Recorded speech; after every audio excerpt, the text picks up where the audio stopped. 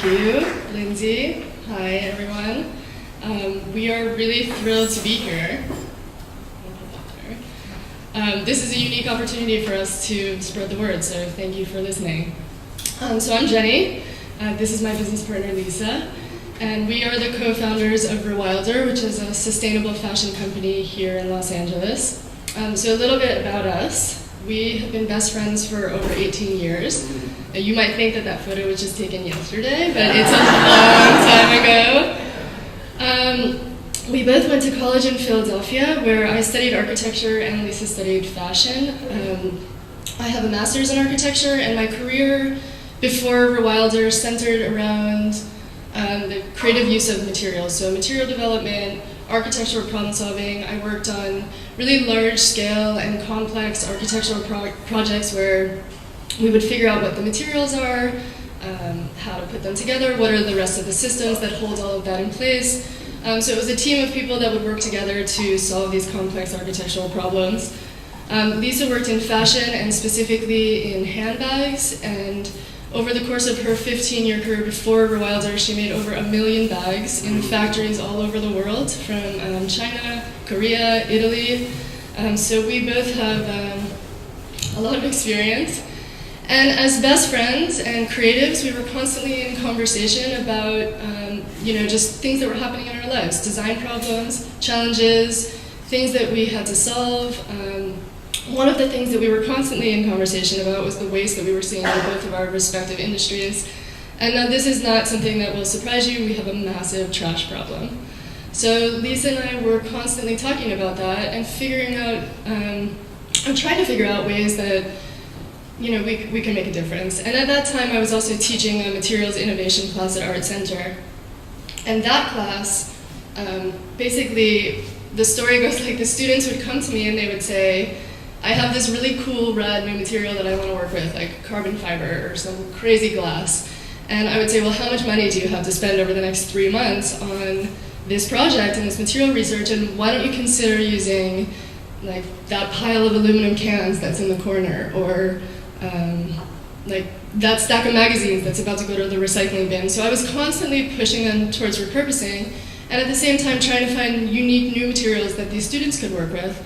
And one of my contacts at that time had this filter cloth that came from beer manufacturing, and so I got my hands on some of this material, and I was really immediately impressed with the properties of the material itself.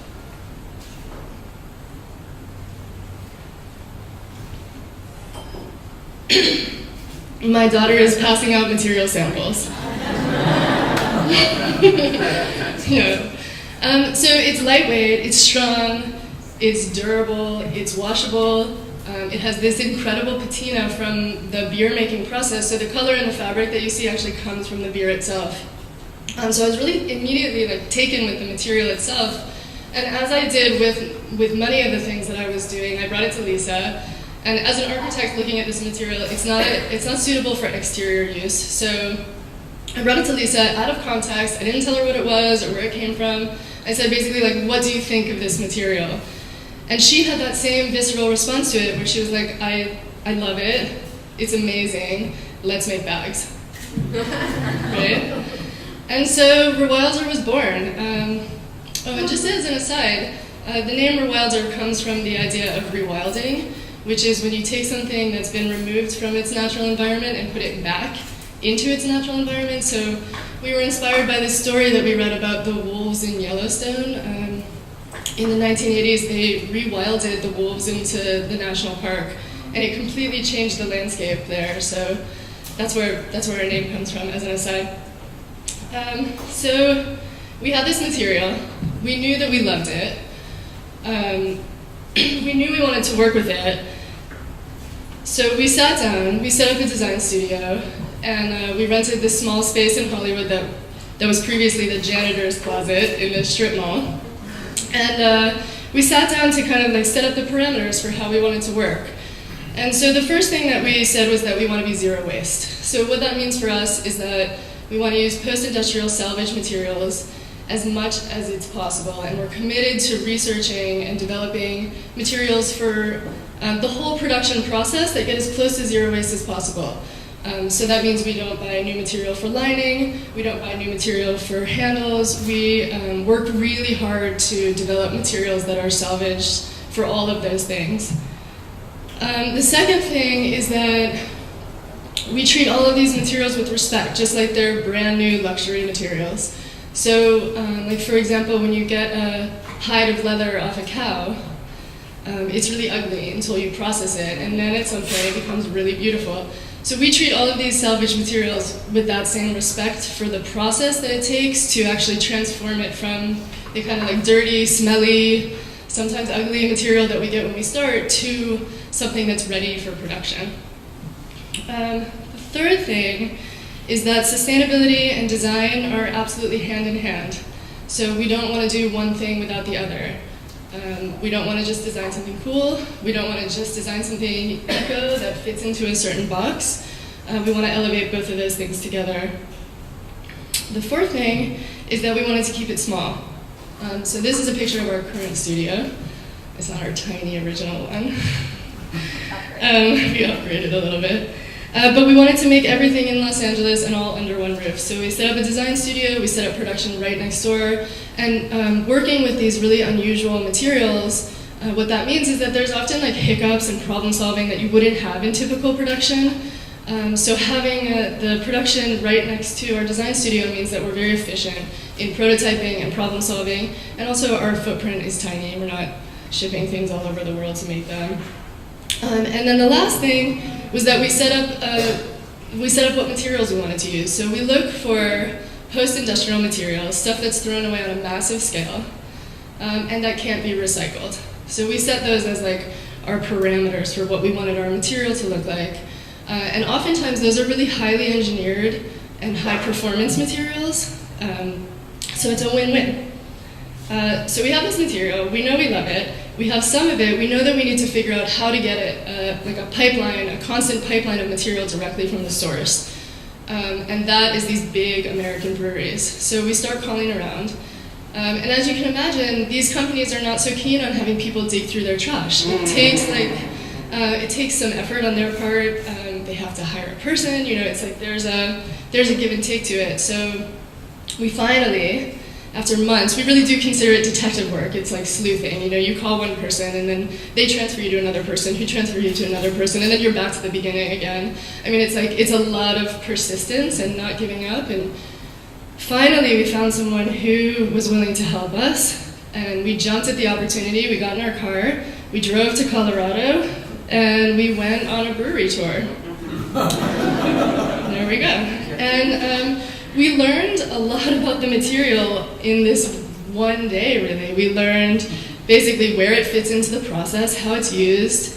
We got to ask a ton of questions that otherwise over the phone people are just not willing to answer. We got to meet this person who was going to help us figure out this relationship, and then most importantly, we got to see how much waste there actually was. And so you can see from these photos, there's no shortage of waste here. This brewery, this single brewery, throws away 1 ton of material every 3 days. So we spent a few days there. We negotiated the relationship that we were going to have with them, and just to be clear, we pay for all of this material. So it's it's a symbiotic relationship because they do have to put some work in to actually sort it and get it out. So we pay for the material. We worked out the relationship. We had a ton of really dirty material that we left with. We learned that donuts are a really powerful negotiating tool. Yeah.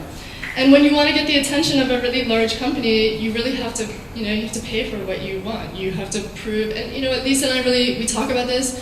We like giving these materials value. They have value. They are valuable materials.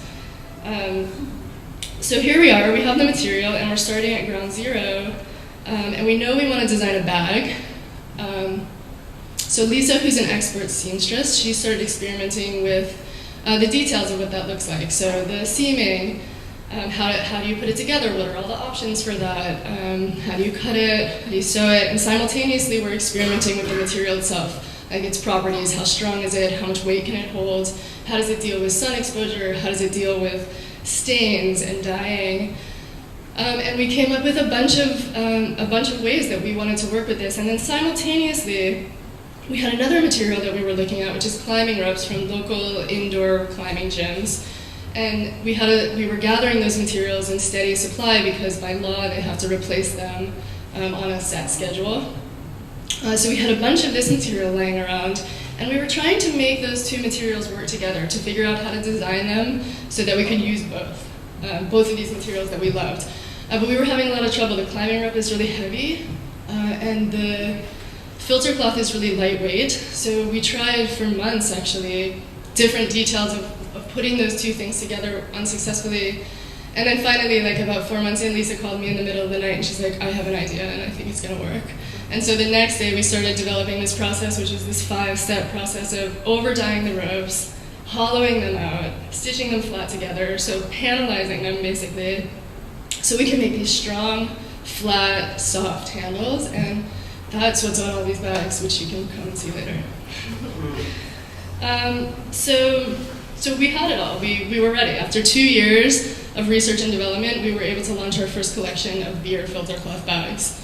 And then just to talk really quickly about the design piece, it's really important to us that the designs are timeless. So we're not looking to do anything fast. We want it to be seasonless, and when you buy it, it's something that you'll hold on to for a really long time. All of these materials last over 1,000 years in the landfill. So why not design something that you're going to keep your whole life? So this collection of bags sustained Rewilder for our first 2 years in the market. And then we took on this collaboration project that pushed us to look for new materials. And the research we were doing was for a movie, and there was this really iconic car in that movie. And we started thinking about automotive salvage. And I don't know if you guys if this would be on your radar, but there was an airbag company called Takata that a few years ago recalled 7 million airbags. So we read that story and we were like, wow, what is that material? What does that even feel like?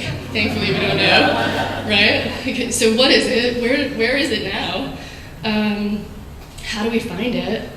And again, so we started like detective work, digging, and we called recycling facilities. We went to automotive salvage yards. We were literally pulling things out of junk cars. We got our hands on enough material that we had that same reaction as we did to the beer filter cloth, where we're like, you know what, this is like a truly incredible material. So from a material perspective and a design perspective, we were psyched. The material itself is a nylon poly and it's silicone coated. So it's a super high performance material. NASA uses it on their space landings. So we're like, wow, this is cool. And also it's highly impact resistant, it's waterproof inside and out. It's really incredibly beautiful too. But the airbags you can see on the left side, they're like, once they're constructed, so getting them post-consumer out of the car, once they're constructed, they're really difficult to deconstruct and then reconstruct. So that got us thinking about, well, how is this material actually made at the source before it's sewn into the airbag? And we started doing research on that end, and what we found is that there's a ton of waste in the actual manufacturing of the material itself. So what we get now to use for these bags is pre-consumer waste, and that material can be rejected because it's a high-tech material and it's a high-performance material. It gets rejected for different reasons, like it doesn't pass safety standards is one main reason. So a lot of times we have these really stringent laws around airbags. Obviously that's for our best interest. But it means that some of the material, when they're making it, doesn't pass and then they discard it, or the design changes. So there's a number of reasons why they would throw it away. But so that's the material we get. And then simultaneously, again, we were looking for a complementary material to the airbag, and we found that there's a really similar story with seatbelts. And one thing that we learned from years making bags from beer filter cloth and climbing ropes, where people would literally be like, what? What is that? What is that material? Where does it come from? And then what is this? And it was hard storytelling. So one really important business thing that we learned was that we need to tell a simple and powerful story. So now we had it. We had airbags and seatbelts. We have 100% automotive salvage. And we decided to launch with a backpack, which is something that we have wanted to do for a long time. people have been asking for a backpack from us for a long time, and we've made a bunch of prototypes in the beer filter cloth, and honestly, they just sat unloved on our shelf because it just never felt quite right. So now we had something. We did about 20 prototypes of this backpack before we launched it. It's 100% automotive salvage, airbags, and seat belts. We're able to use the seat belts. It's an incredibly versatile material. We're able to use it for all of the trim, all the handles, all the trim, and all the tagging as well. So our original business plan when we set out Rewilder was to do e-commerce, basically direct to consumer. And that's what we've been doing for a long time. And then we've been out in the world and we go to craft shows and we've met people that have been impressed with the level of detail that we're doing with these salvage materials. And so we were approached, we met people that were interested in they asked us to design and manufacture a product using their waste stream. So one example of this is the LA Phil and the Hollywood Bowl, and they came to us and they said, hey, we love what you're doing. We have thousands and thousands of street pole banners that come down off of the streets. Can you do something with them?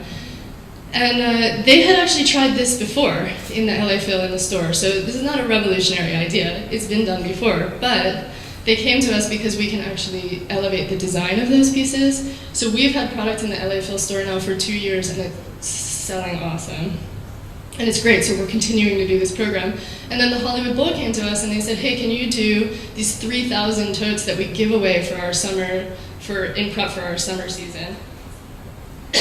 And that project is incredibly challenging, as you can imagine, because we're competing with totes that they've done in the previous years, so those are not sustainable. They're new materials, they're made in China, they're so cheap. And so we're trying to make something here in LA that is sustainable, that's made from all salvage materials. So the design challenge, from a design perspective, is to design something simple enough that we can make it fast, but it's still cool, and people still want to keep it. So we did this project, and at the time, actually, when I say local, I'm like seriously local. Our studio was 1 mile from the Hollywood Bowl, so we walked there for our meetings. So these are the totes. They've given them away. This is the 2nd year in a row that we've done this program. And to date, we've made over 8,000 pieces for the Hollywood Bowl and saved over 2,000 street pole banners. And this has brought us other collaborations and other projects. So since then, we've worked with different universities and different events, with a zoo. So it's really exciting. And we call this part of our business, actually, we sort of launched a whole other business we call Zero Waste Studio. And that's specific for working with larger companies that have their own waste stream and their own distribution channels. And the distribution piece is actually key for us. It's a lot easier for us, obviously, if they know where that product is going. And Zero Waste Studio actually gave us a lot of flexibility and a lot of money, really, to keep working on the stuff that we do at Rewilder, specifically the Zero Waste backpack. So eco and sustainability is really trendy right now. It's like a selling point for a lot of companies, and we know that, and honestly it's important, it should be.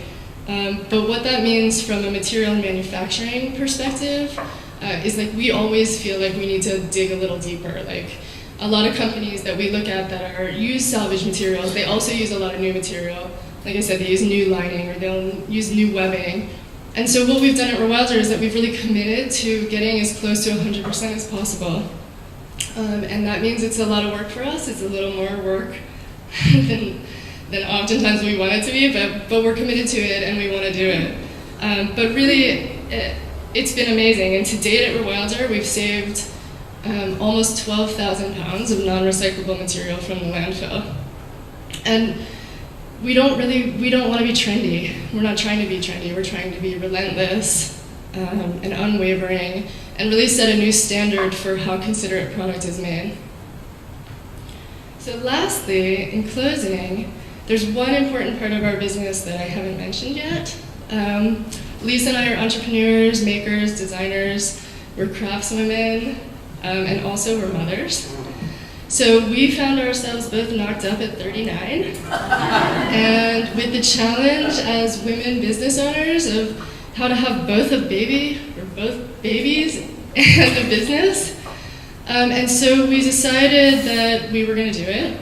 and we built a nursery, and we hired a nanny, and our babies come to work with us every day. They're growing up inside the Rewilder studio, and they're best friends. And they learn every day what it means to make something meaningful. Marion, one of her first words was backpack. And Silas, he sits at the machines and he says, I'm working with mama. And so they're a daily reminder of why we do this and why it's important and why we hustle so hard to make it work. So, thank you.